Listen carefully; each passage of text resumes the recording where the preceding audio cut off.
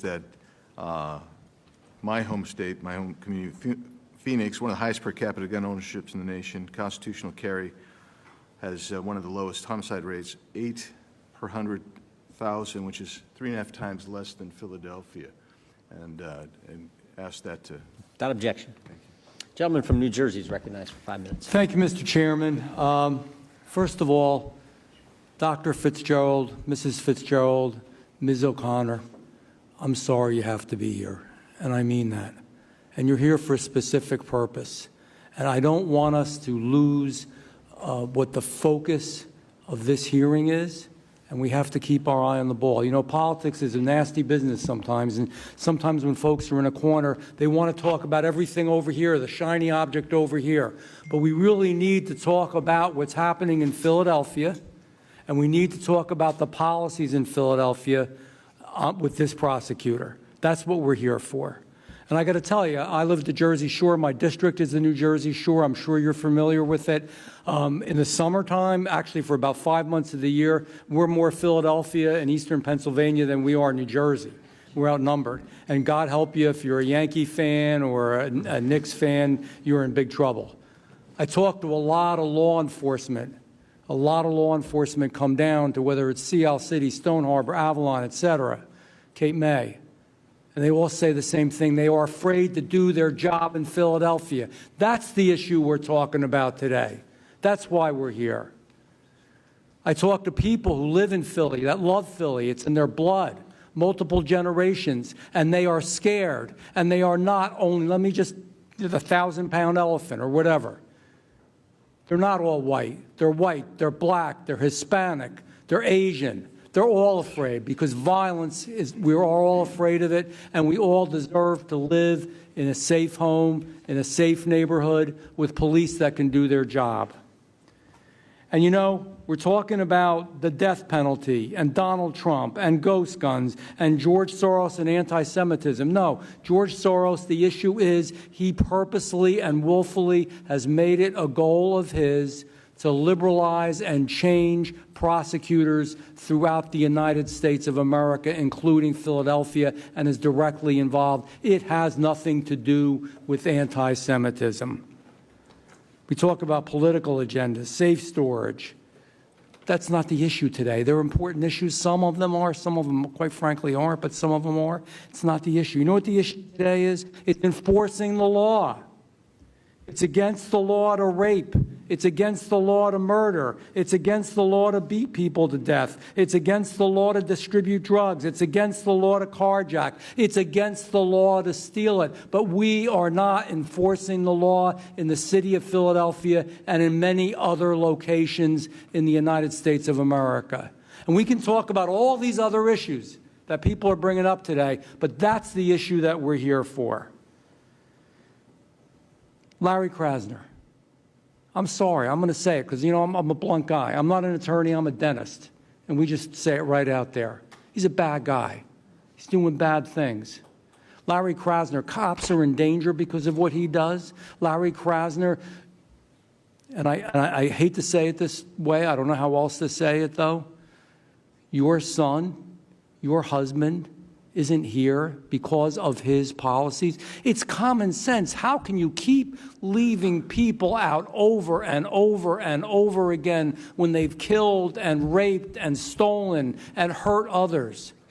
It doesn't make sense. It's wrong. All those other issues are important, but this is what we're here for. It has to stop. That's why we're having that hearing. I'm sick of it. I'm tired of it.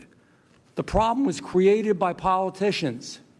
And so now I guess politicians, we got to try to straighten it out. But this is a created problem that didn't need to happen, and it shouldn't happen. And God help you. I feel so bad for you having to sit here through all this stuff and hear it all. I know your hearts are broken, and there's no words. You know, nobody can say, we know how you feel. I don't know how you feel. I didn't lose my spouse. I didn't lose my son, so I don't know how you feel. I can only imagine it. Ms. O'Connor, can you tell quickly the impact of lenient sentencing and bail policies on your tragedy specifically. Was it those policies that caused this to happen to you? Yes, I've said it. Thank you. I'll say it again. My husband should still be here. What measures do you believe need to be enacted to make this better? I think you know the People answer to that. need to be locked up and kept in jail. These males had 10 guns in the room when that shooting happened. 10.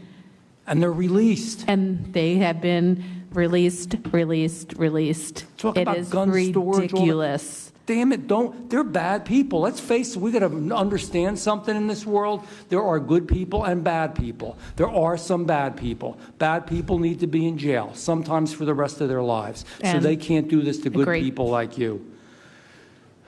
Dr. and Mrs. Fitzgerald, what would you do right now if this was your world and you could change it and you could make it right today? If you had the supreme power, what would you do to change this? I know it's a hard question. The doc gave it to you. I'll answer as well. We'd start enforcing the law again. Right. There are laws for a reason. There's lawlessness in this city. Enforce the damn law. This Victims are isn't afraid. complicated. We're Yeah. trying to make it complicated, but it's not. Enforce the law. Bad people should be in jail. These are real bad people. I'm sorry to interrupt. Doctor. I just have to tell you, this committee believes in justice, right? Part of what we have to do is start making sure that the folks responsible for facilitating justice for families like ours, and God, I just can't imagine what you've gone through as well. We've talked, but it weighs heavy on my heart. But Mr. Bucchetto got it right. He attempted to enforce ethics upon a district attorney who lacks them. Just a day ago, we were getting off a plane coming from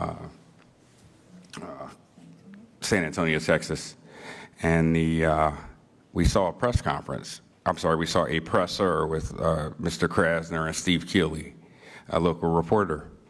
And Mr. Krasner indicated that he was not aware of this committee meeting until 2 days ago.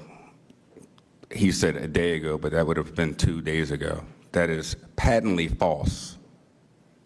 And I would ask this committee to investigate that. He should be here. He should man up and be here.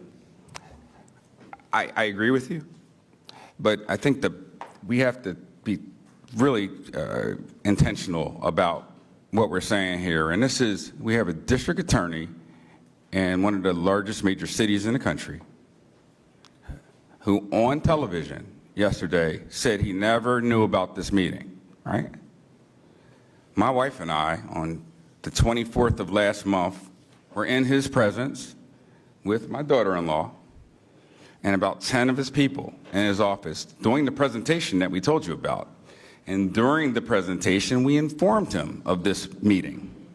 And we gave him a hard copy to reinforce it. And thankfully, I sent it to a few other people, so I had a record. So I'd ask this committee, if we believe in justice, to call the person responsible for ensuring that people in this city get justice on the carpet. He should be before you, or summoned before you now, and answer why he would go on television and tell the community here that he's supposed to serve, for the victims here he's supposed to serve, that lie. I can't understand how we can confuse it. We can't write it any other way. He did it, and he needs to be held accountable for it. We can prove it. The guy who is district attorney went on television and told the community that he represents, that he's supposed to serve, that he didn't know about this hearing, but you had told him specifically about it 2 weeks prior to him making that statement. That your is testimony? correct. That's your testimony, Doctor? That is our testimony. All right, I let my wife answer as well, but please. I appreciate you sharing that with the committee. That's important information that I think, frankly, Philadelphians need to know. And to this point that Mr. Gates and others have brought up about this effort to elect those kind of individuals to the district attorney's position, need to know about as well. Gentleman yields back. Appreciate that. The gentleman from Maryland is recognized. Thank you, Mr. Chairman. I've only got 5 minutes, but I do want to pursue this issue about whether Mr. Krasner was invited